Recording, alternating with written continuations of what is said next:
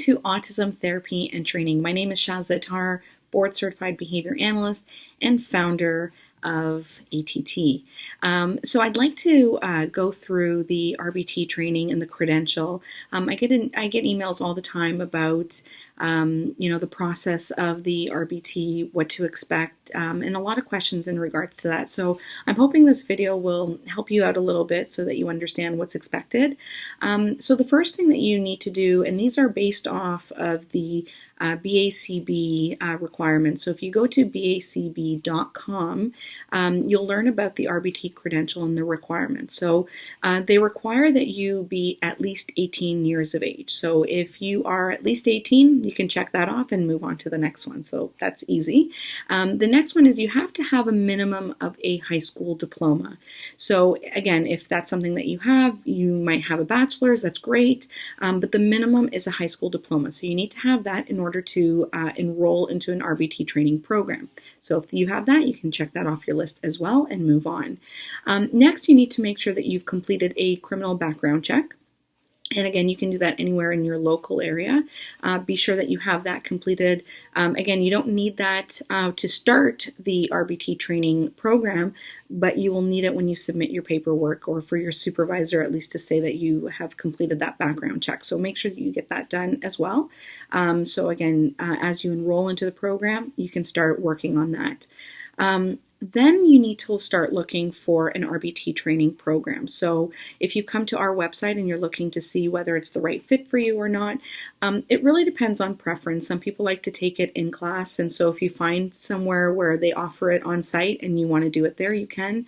Online training is nice because you can really pace yourself and you can do it whenever you want. So if you're more of an evenings person, you can do it then. If you're you like to wake up at 6 o'clock in the morning and do it then you can do that as well. And so it's really a preference. And so you want to find a training program, an online training program, for example, that is best for you. And realistically, they're going to be very, very similar. The RBT training has to be based off of the RBT task list. So a lot of the information is going to be very similar. I think the difference really is the experience of the person who is conducting the training. So for example, in my situation, I share real life examples of what it was like for me to be a therapist and things that I encountered and so on. So that's really what the difference I think you're going to find in different training programs.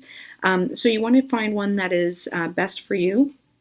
Once you've enrolled into a program, my recommendation to everybody is start looking for a supervisor. So you need someone who is going to, one, do your competency assessment, and that's after you've completed the 40 hours of training, but you also need a supervisor who's going to supervise you at least 5% of the work that you do in ABA per month. So if you work for a center or for a school board and they have a BCBA or BCBAD or BCABA, those are the ones that can oversee you. So you could speak to them and see if they are willing to take you on as a supervisee.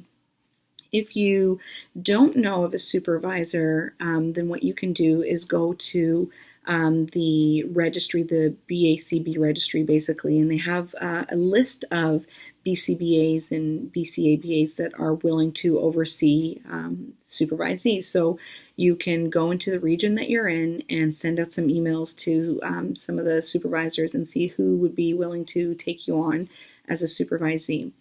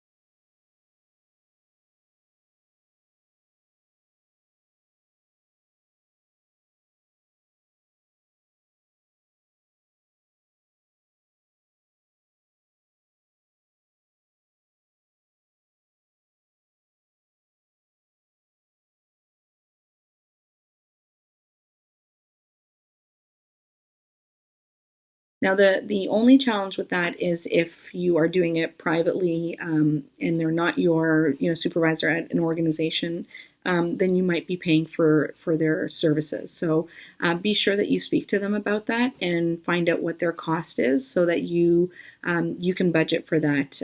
So again, they need to be overseeing you 5% of the time. So you have to just calculate the number of hours that you're doing per month, and then figure out the 5% that would be in terms of those hours. So if it's, let's say, 4 hours a month that they're going to be supervising you and they're $100 an hour, then you have to make sure that you have $400 put to the side for supervision costs.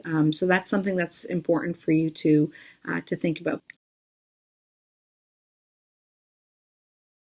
Next, you want to then create a gateway account. So you're going to go to the website, and the website that I'm showing you here, and you're going to register. You'll put your name, your email, and then your password, and then you can get that process set up as well. So once you have that, then you're ready to go. You need to complete the 40 hours of training. You can't do it in less than 5 days, but you have up to 180 days. And this is based on the requirements of the BACB. So a lot of people sometimes will say, I'm 170 days in and I'm only halfway done. Can you give me an extension? The response to that is I can't, because the BACB requires that students complete it in 180 days, which means you really have to start the whole program all over again. And depending on who you've signed up with, you're going to have to speak to them in terms of costs and things like that. So you've got 180 days. Try to finish it in that time frame. And then you can go from there. After you've done the 40 hours of training, you would have to then pass a competency assessment.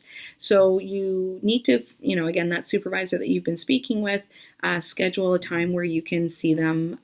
Again, every supervisor will do it differently. Some people may watch videos of you doing it. Sometimes they'll ask you to come on site to do it with them. So you'll need to figure out how the competency assessment is done. The link to the competency assessment is on our website. It's also on the BACB website. You can see what that looks like, so you know what they're going to be testing you on.